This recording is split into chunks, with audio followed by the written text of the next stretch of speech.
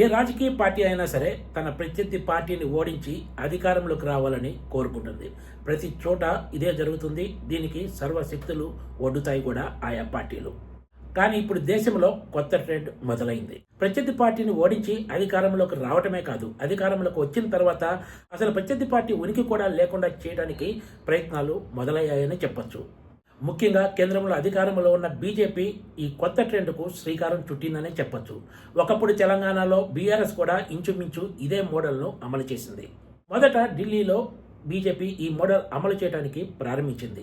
ఆప్ ఎమ్మెల్యేల్లో చీలిక తెచ్చేందుకు ప్రయత్నించినా కూడా అవి పెద్దగా సఫలీకృతం కాలేదు. కానీ ఇటీవల రాజ్యసభ ఎంపీల్లో చీలిక తెచ్చి ఆపరేషన్ను విజయవంతంగా పూర్తి చేసిన సంగతి తెలిసిందే. లిక్కర్ స్కామ్ పేరుతో ఢిల్లీలో ఆప్కు ఏకంగా అధికారానికే దూరం చేసింది బీజేపీ. అంతేకాదు అధికారంలో ఉన్న ఒక ముఖ్యమంత్రిని జైల్లో పెట్టించి ఒక కొత్త రికార్డును కూడా క్రియేట్ చేసిందని చెప్పొచ్చు. ఆ తర్వాత ట్రయల్ కోర్టు అసలు ఢిల్లీ లిక్కర్ స్కామ్ కేవలం ఊహలతో కూడిన కల్పనే తప్ప దీనికి సంబంధించి ఎలాంటి ఆధారాలు లేవంటూ మాజీ ముఖ్యమంత్రి అరవింద్ కేజ్రీవాల్తో పాటు ఇతర నాయకులందరినీ ఈ కేసు నుంచి ఎక్విట్ చేసిన సంగతి తెలిసిందే. అయితే దీనిపై సిబిఐ ఢిల్లీ హైకోర్టులో అప్పీల్ చేసింది. ప్రస్తుతం ఈ కేసు విచారణ జరుగుతోంది. ఆప్కు రాజ్యసభలో 10 మంది సభ్యుల బలం ఉండగా అందులో 7 సభ్యులను చీల్చి బీజేపీ తనలో విలీనం చేసుకున్న సంగతి తెలిసిందే. ఈ టీంకు రాఘవ చద్దా నాయకత్వం వహించగా సందీప్ పాఠక్, అశోక్ మిట్టల్, హర్భజన్ సింగ్, స్వాతి తదితరులంతా కూడా బీజేపీలో చేరిన సంగతి తెలిసిందే.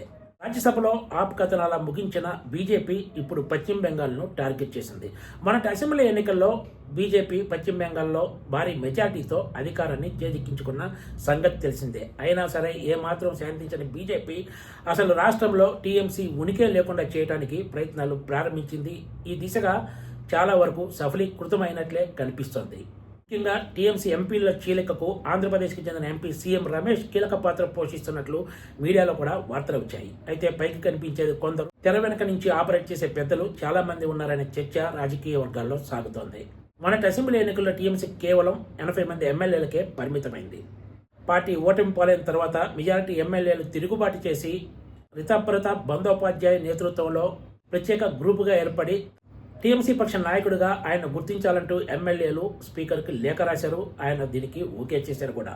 ఆ తర్వాత అసెంబ్లీ నుంచి సీన్ ఏకంగా ఢిల్లీకి మారింది. టీఎంసీకి లోక్సభలో 28 మంది ఎంపీలు ఉంటే అందులో ఏకంగా 20 మంది తిరుగుబాటు జెండా ఎగరేసేసి ఎన్డీఏ ప్రభుత్వానికి మద్దతు ఇస్తున్నట్లు ఇటీవల లోక్సభ స్పీకర్కు లేఖ అందించారు. అంతేకాదు టీఎంసీకి చెందిన 2 రాజ్యసభ సభ్యులు ఇప్పటికే రాజీనామాలు చేశారు కూడా. ఇంకా ఎంతమంది రాజీనామాలు చేస్తారనేది ఎవరికీ తెలియదు. ఈ తరుణంలో ఢిల్లీ వేదికగా కీలక పరిణామాలు చోటు చేసుకున్నాయి. బీజేపీని తట్టుకొని ఇప్పుడు మమతా బెనర్జీ పశ్చిమ బెంగాల్లో ఒంటరిగా నిలబడటం కష్టమనే చర్చ సర్వత్రా సాగుతుంది. ఈ తరుణంలో ఢిల్లీలో కాంగ్రెస్ అగ్రనేత సోనియా గాంధీ తోటి మమతా బెనర్జీ భేటీ కావటం, ఆ తర్వాత రాహుల్ గాంధీ తోటి మమతా మేనలుడు ఎంపీ అభిషేక్ బెనర్జీ భేటీ కావడం ప్రాధాన్యత సంతరించుకుంది. టీఎంసీని కాంగ్రెస్లో విలీనం చేసే అవకాశం ఉన్నట్లు జాతీయ మీడియాలో పెద్ద ఎత్తున వార్తలు వస్తున్నాయి. ఈ ప్రతిపాదనలపైనే చర్చలు జరిగాయని, ఈ విలీనం తర్వాత మమతా బెనర్జీకి కాంగ్రెస్ జాతీయ వైస్ ప్రెసిడెంట్ పదవి ఇస్తారు, అభిషేక్ బెనర్జీకి కాంగ్రెస్ జాతీయ జనరల్ సెక్రటరీ పదవి ఇస్తారని కూడా మీడియాలో వార్తలు వస్తున్నాయి.